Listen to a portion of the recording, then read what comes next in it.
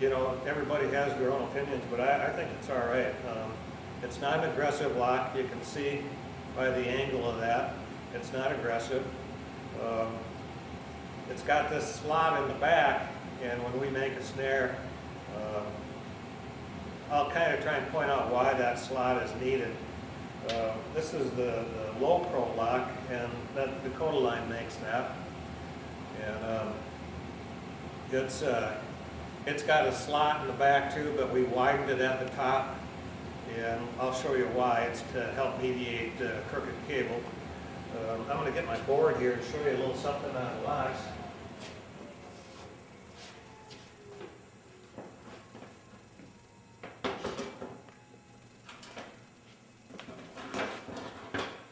How's that look on the camera? Looks pretty good. Okay. I don't know if I can draw this, but we're gonna,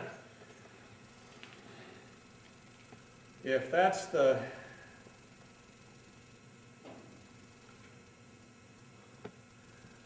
if this is the hole that the cable passes through, that's the cable, and it comes out over here. There's two edges. There's two edges that the cable will catch on that makes the lock. And one is in the front at the bottom, and the other one's in the back at the top. And those got to be, they can't be rounded off. You aren't going to get the lock action that you want. And so if you let's say you're trapping coon and you don't kill your coon, you don't tangle them, you don't kill them, you keep them alive in the snare.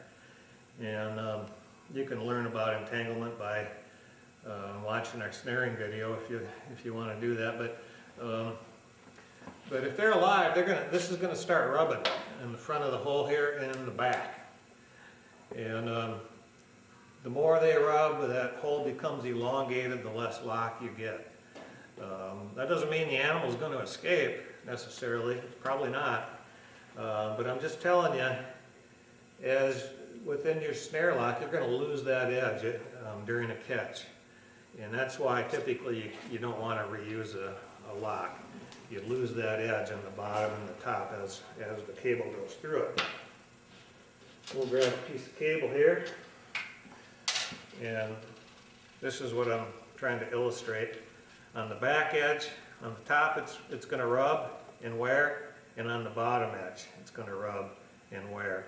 But that 90-degree edge back there is what's going to catch. So what we did on the low pro is we had a case hardened so you don't lose that edge.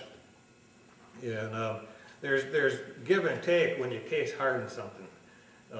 The metal is harder, but it also becomes brittle.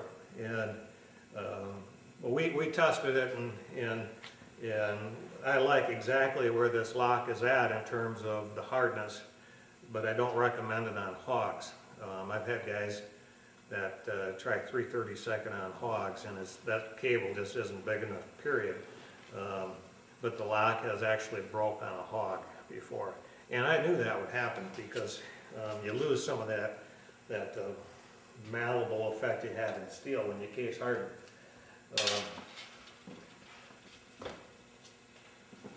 Look at that, Doc.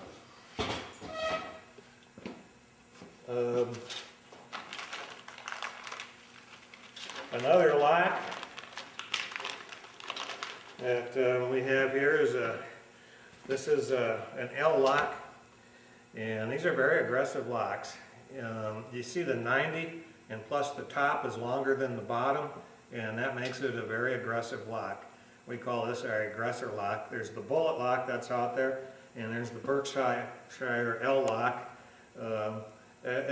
More than likely, snaring started off with an L lock like this. I can't say that for sure, but more than likely.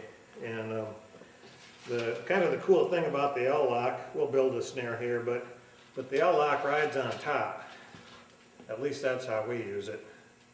We make it so it rides on top, just like that.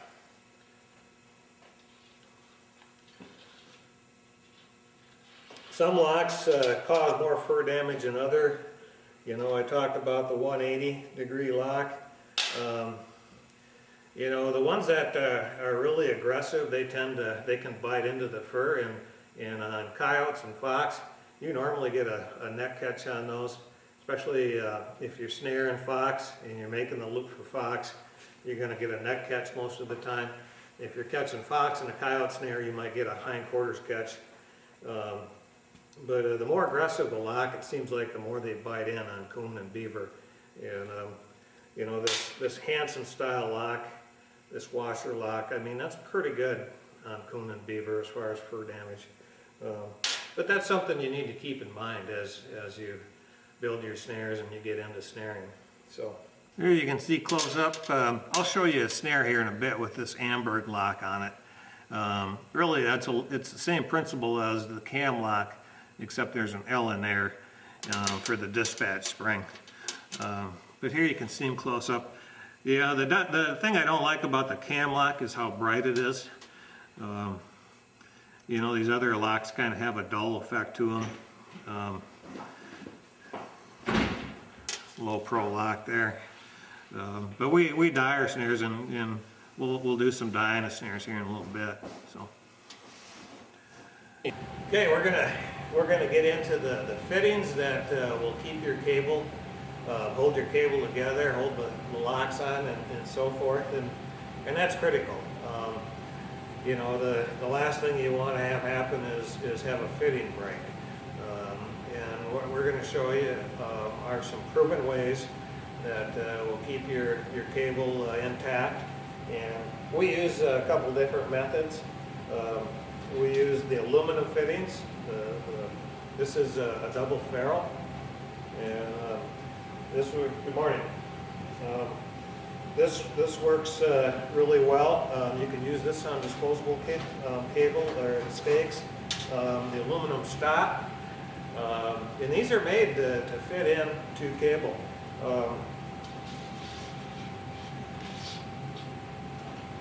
When you, we're going to hammer some of these on and swage some of these on, but what happens is this aluminum piece is very malleable,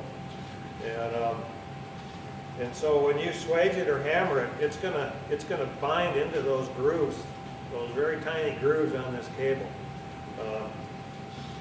So first off, I'm going to show you a swaging tool, and this is a bench swager, and these will cost you $100.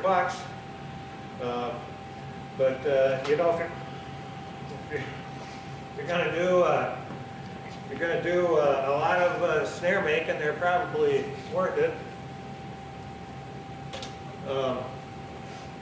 So we'll swage one here, and this will do all different sizes right down to 1/16, and we're going to put it in the slot here, and we'll swage it.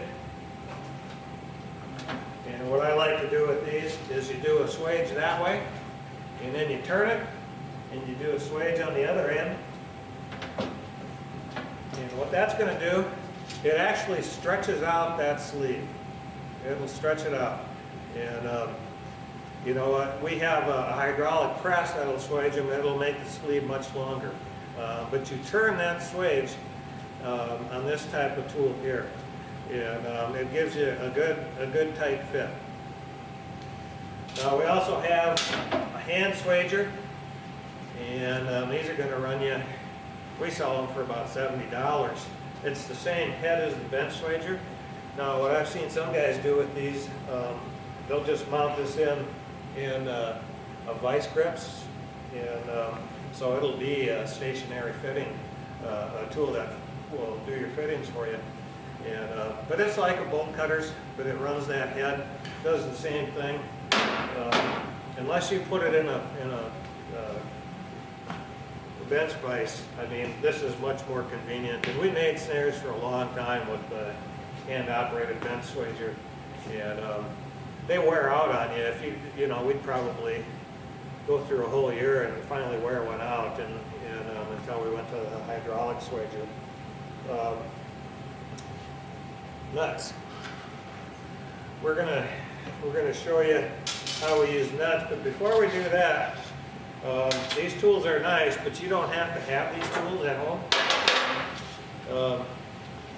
You can use a hammer, and a hammer is proven to work very good on snares. Now cable and these aluminum fittings, I mean, these are engineered for precision swages. And I mean, there's certain applications for these where people's lives depend on them to hold a certain amount. Well, that's not the case with snaring, and so you can get by without precision. Let's say you're making an end loop like that.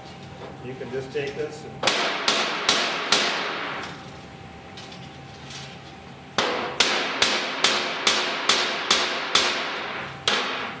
and hammer it on. You should probably have a bench vise to pound on, or an anvil or something. But I mean, that'll give you a good solid hold. And when I first started snaring, that's what I used. It worked just fine. So you don't have to have these tools. But I really would recommend you use aluminum fittings if you're going to be using this swaging tool or a hammer. It's going to give you much more of a secure fitting. Now we talked a little bit about the one